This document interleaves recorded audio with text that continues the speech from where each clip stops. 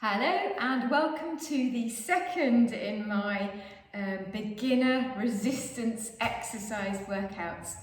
I've done a resistance workout using light weights for complete beginners, and this is a resistance workout using your body as a weight, also for complete beginners. Each of the exercises, I'll give you some tweaks to change them if you've got some problems with your knees or your shoulders, so that you can have a go and do it the best way that works for you. And also, as you know, I've posted a warm-up video, so before you start this workout or any workout, make sure you've warmed yourself up, and I'll pop the link to the video via this one so you can make sure to do that too. So that means I know that you've done about 4 or 5 minutes of warming up and twiddling around a bit, and you're ready to start this workout. And for a change, we're starting down on the floor. So I'm in my normal exercise gear, nice flexible trousers. I've got a bra that's going to support my chest on, although we're not doing any jumping, but today I'm not wearing any shoes.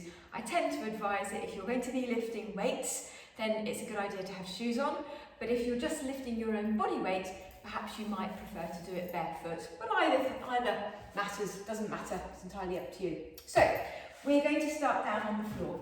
Now, if you're somebody who's already done the first workout, you'll know that what I often do is 2 or 3 exercises together, and then we have a rest, and then we do another set of exercises, and we repeat them so that your brain gets so that you know what's coming. And that's exactly what I'm going to do here today.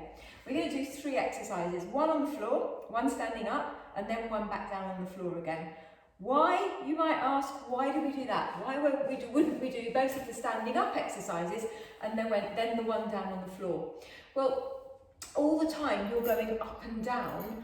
Not only are you working doing the exercise, but you're actually getting a little bit more bang for your buck, because life is about getting up and down, and it's useful to make sure you're getting up and down all the time. So that's why I do them that way, rather than trying to make it easier for us. So here we are, we're on the ground, and I'd like you just to lie down on your back. And I'm going to talk very specifically about each of these exercises. So if you're somebody who's been to classes in the past, you'll be really familiar with these, but if you're not, some of them might be a bit new. I'd like you to start lying down on your back, and you'll probably notice that under your back there is a slight gap. A gap perhaps that's just big enough for your hand to go in. Now, as a guide, and if you've done Dinah's Pilates classes or anybody else's Pilates classes, you'll know that most of the time when your feet are on the floor, that little gap under your back stays there, because your back has that arch in its spine to be a sort of, what do we call it on a car? A shock absorber, that's the word, a shock absorber. So in the old days, we used to be taught that having your spine down on the ground was really important. It is, but only if both feet are lifted. So if you've got one or both feet on the floor, then that natural arch of your spine is what you're looking to do.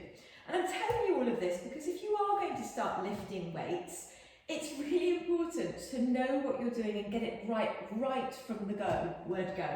Okay, so now, having got your back in that right position, so with your little arch, have your arms down by your sides, however they fall, nice and relaxed. And make sure your jaw is nice and relaxed. And then finally, make sure your feet are fully flat on the floor, that you haven't rolled onto the outside of your feet or perhaps onto the inside of your feet. And that should mean that your knees and your hips and your feet are all aligned. So our first exercise is a bridge, okay? Now, in yoga or Pilates, we often do bridges by slowly coming up, vertebrae by vertebrae, up and down, which is a beautiful, lovely movement. In a resistance exercise setting, we're going to come straight up, a bit like a Harrier jump jet. So you're going to push through your feet and lift your hips straight up and come back down again. Okay, so that's our first exercise. We're going to do 30 seconds of bridges. Try not to use any pressure from your arms. Our bodies find a way of trying to make things easier. So they are, if I haven't told you, likely to try and join in to make it a little bit easier for you. So you can even have your hands across your chest if you want to. Okay, so we're just going to do 30 seconds. Take a deep breath in. Remember, you breathe out on the effort and back down again. Breathing out as you lift and back down. Just up and down, as slowly or as fast as you like. And when you do this, you should be feeling the work going through the fronts of your quads. You might feel it a little bit tight on your knees because your patella tendon, the tendon that goes over your knee, is attached, rest down, is attached to your quads. And if your quads are tight, that can pull that tendon a little bit.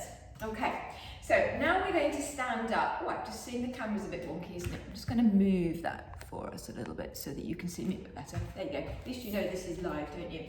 Okay, so our second exercise, we're going to do calf raises. Now, I think I've mentioned to you before that your balance is vitally important and balance starts to go. So you may want to hold on to something here, okay? A chair, a table, something that's close by. But all we're going to do is lift up and roll back down. So this is working your calves. Now your calves and your ankles do an awful lot of work every single day as you are walking and mobilizing. And having flexible ankles and strong calves can help with preventing backache, back injury, knee pain. So they're a muscle right towards the bottom of your body, right at the end, but they're also really vital. And normally you'll get to about 17 of these and you'll start to be feeling a burning. I'm just starting to feel it now. Okay, we got 5 more seconds. And rest down, and then we're back down on the floor again. And we're going to do something which we call fire hydrants. I think you'll become aware of why we call them fire hydrants. I'm on the floor with my hands directly under my shoulders, not forwards. That's really important. And I'm making sure that my back isn't arched. You can see my back is arched there, and then I've come to it being nice and straight here.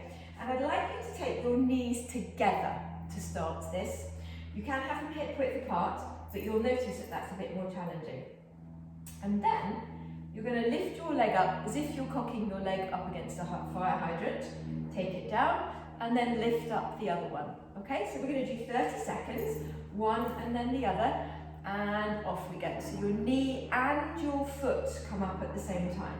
Don't be tempted to just lift your knee and not your foot, because otherwise you won't be working in your buttocks like we're trying to do. So you can see that this whole series of exercises, these 3 exercises, are all working on your lower body, your glutes, your quads, your calves, all vital for building that muscle we're trying to build, which will help increase your metabolic rate and help you with a calorie burn and injury prevention and strength and day-to-day life. We've got 4 seconds, 3, 2, and 1. Okay, so back to these bridges. I won't talk so much now because you know what you're doing. Back onto your back.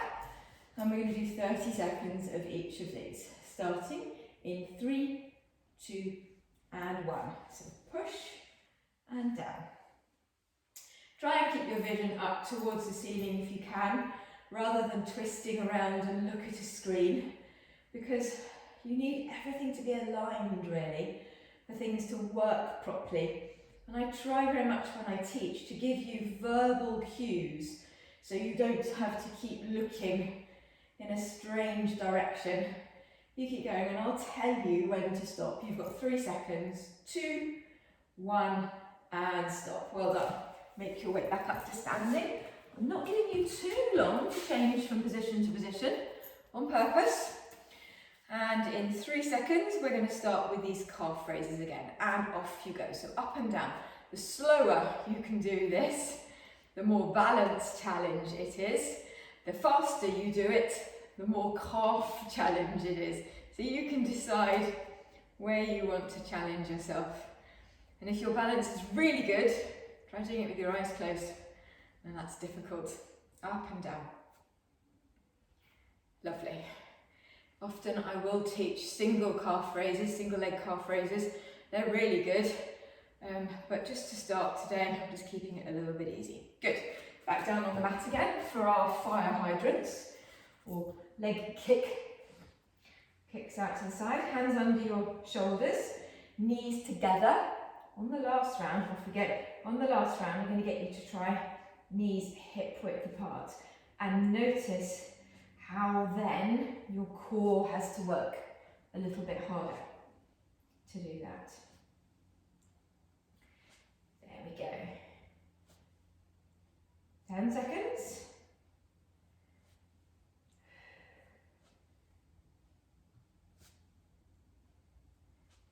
3, 2, and 1. Well done. Final round of these onto your back. Nice arch in your back. Feet nice and flat, and off we go. Remember, breathing out as you push. Out on the effort. You might like to glance down at your knees and see if they're rolling in towards each other. You don't want that. You want your knees to stay hip width apart the whole time. Getting these exercises right from the very beginning becomes really vital to make sure you don't pick up injuries. 3, 2, 1. Up we come. Up to these calf raises. Do you want a little bit more of a challenge? Maybe you do. Try standing on one leg and just putting a little bit of a toe of the other leg. If not, do it on two. And now, or most of the weight, sorry, I'm putting my hand out as if I was holding on to something. You don't have to stand like that. Most of the weight's going through my left leg. As you can see, and my right foot is just holding a little bit of the balance. And then that's 15 seconds. Now I'm going to swap over and try most of the weight on the other leg. If you're strong, you can do it on one leg by all means. A bit more of a challenge if you're not holding on to anything. But if you want to go back to the two legs, please do. But I think it's nice to know that you can always make things a bit more challenging. Right, last one, we're going down. Okay, for this last one, try not putting your knees together. Try having your knees hip width apart. And notice now when you do this that your core has to work harder to stabilise you. So we're lifting 1, 2, 3, alternating. So now, because I'm not in a triangle, I'm in a square and I've taken away one of the points of contact, my core muscles, my tummy and my back, have to join in to stabilise me.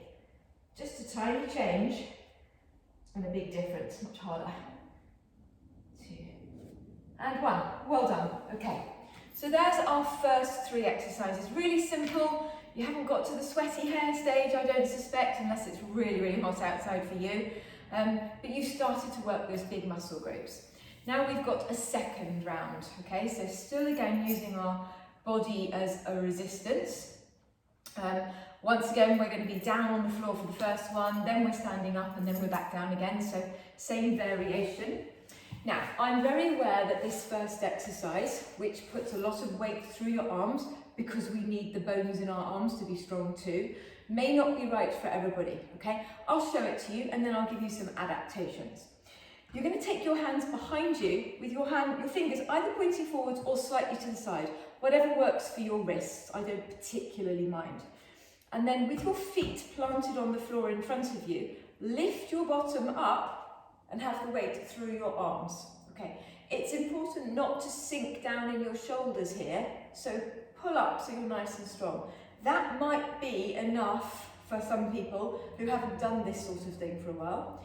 But what the exercise is to lift up alternate legs like this. So get into a position and try this with me. We're going to do it for 30 seconds.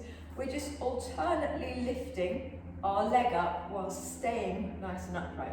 So this is quite strong through your shoulders.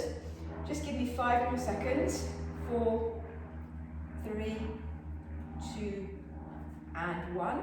And just an addendum there for anybody who really just can't do that because of whatever's going on at the moment. You can either come back onto your forearms, and I suspect you won't be able to lift from there, but come back onto your forearms and lift your leg like that if you want to. Then we're getting a little bit of the leg and the abs work, but you're not hurting through your wrists and your shoulders. Okay, then back up to standing again. Now, here we're going for a nice burn. You can see behind me, I've got this vague line on the wall behind me. I'm coming into a squat, and you can see that my head is just about on that blue line. Now for 30 seconds, all I'm going to do is step from one side and to another side. We call it monster walking. It's a strange thing, but basically you're in this knee bend position and you're going from side to side. So come with me, we've got another 15 seconds to go. So monster walk, but this is great for these glutes here, great for your quads, a really good, but quite horrible burner. 3, 2, 1, and come up. And then the last exercise, back down on the floor again. So again, I know that some of you may not be either used to or comfortable doing these. Have a go, and then we'll see if we can find a variation that works for you. We're going to do something called a plank rotation. So if I go from the way that I'm going to explain it and then go back to versions that may be more suitable for some people depending on what's going on. So you're going to go into a kneeling plank. So to get into a kneeling plank, you put your hands under your shoulders, definitely not in front. Take your legs out away from you and then drop your knees onto the floor. Okay, so why do I say that? If I just tell you to come into a kneeling plank, you're more likely to end up in a box. And it's the fact that your knees are quite a far away from you that means your core works. And so one of the nice ways of getting into that position is to come into this full plank and then drop down like that. Okay, so what we're going to do here is go from this kneeling plank over onto our side and take our arm up, come back down onto the floor, over onto the other side and take your arm up. So can you see that when I go over onto the side, one of my legs goes from where it is, stretches out, I reach up and I come back down. Now, you may be strong enough and may want to do that as a full plank. Absolutely fine. If you're comfortable doing that, that's fine. But make sure we stay in this flat position, not with your hips up there. I'd rather you do a proper plank than an adaptive plank. You may not be strong enough to do that, or your wrists might be sore. In which case, if your wrists are sore, come down onto your forearms and roll over. And come up and back down onto the other forearm and roll over. It really doesn't matter which variation of a plank you do when you're starting out, as long as it's not causing you pain or injury. So we're just getting you to carry your own body weight through your upper body. Okay, so let's have a go. We're going to do 30 seconds and that was a lot of talking. But I like to explain so we get things right from the start point. So here we get into our kneeling plank position by going into full plank and dropping our knees. And off we go. So the first round always takes a little bit of a while I explain it to you. And then the second 2 rounds we can whip through a little bit quicker. Up and over. Whoops. I always think it's nice for you to know that us trainers are real people with our wobbles and our insecurities and bits that fall over or fall off. None of us are 25 anymore. I'm 56. And you know what? I ache and I get tired in the morning too. There we go. So there's our plank rotation. So we're going to do all 3 of those exercises again. And this time, I'm not going to talk as much. You're going to hear that a lot, aren't you? So I'm sitting on the ground. My fingers are pointing forwards. I'm going to do 30 seconds of leg lifts. 3, 2, 1. And so I've pulled up out of my shoulders. Something which I still find quite hard since I've had my shoulder injuries.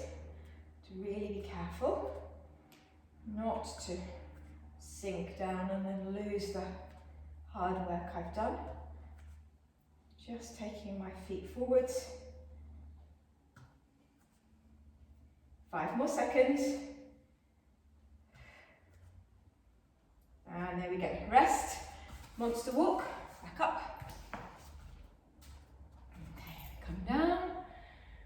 Oh, I peaked a bit quickly there, didn't I? 3, 2, 1, and go. So sideways, perhaps 2 steps or 3 steps, whatever works for you. You can do this with bands around your knees to make it extra exciting. Dynaband workouts, fantastic way to add a resistance halfway.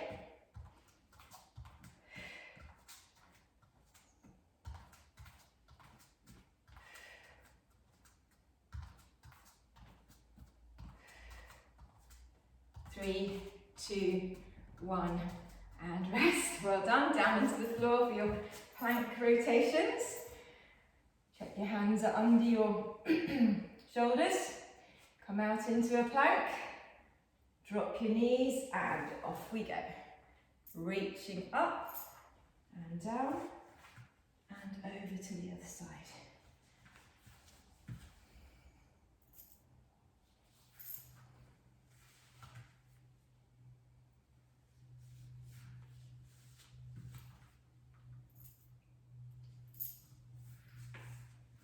There we go.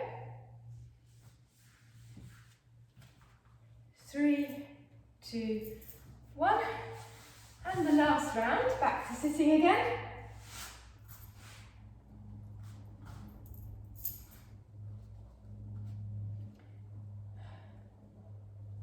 Three, 2, 1, and lift, and legs. So this is our last round. How are you feeling about potentially upping the ante? How does it feel maybe to see if you can touch your foot as well? That demands a little bit more arm and wrist, whoops, and ab strength. But you're welcome to have a go. Perhaps you're somebody who's been doing this for a while. Well, you can tell my dodgy shoulder, can't you? 3, 2, 1, and down. So, always ways of making things a bit more challenging or a bit less challenging if you want them. Not going to make the same mistake this time. I'm only going to go down in 3, 2, and 1. Down we go. Okay. 2 steps to the side, 2 steps to the side. So this is our last round. So you might do a workout like this once or twice a week, once with weights, once without weights. And you'll notice probably in about 4 weeks how much stronger you get.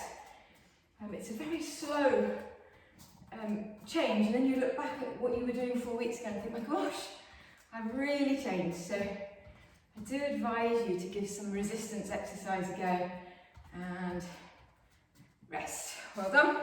Last plank rotations. I'm going to do the full plank this time.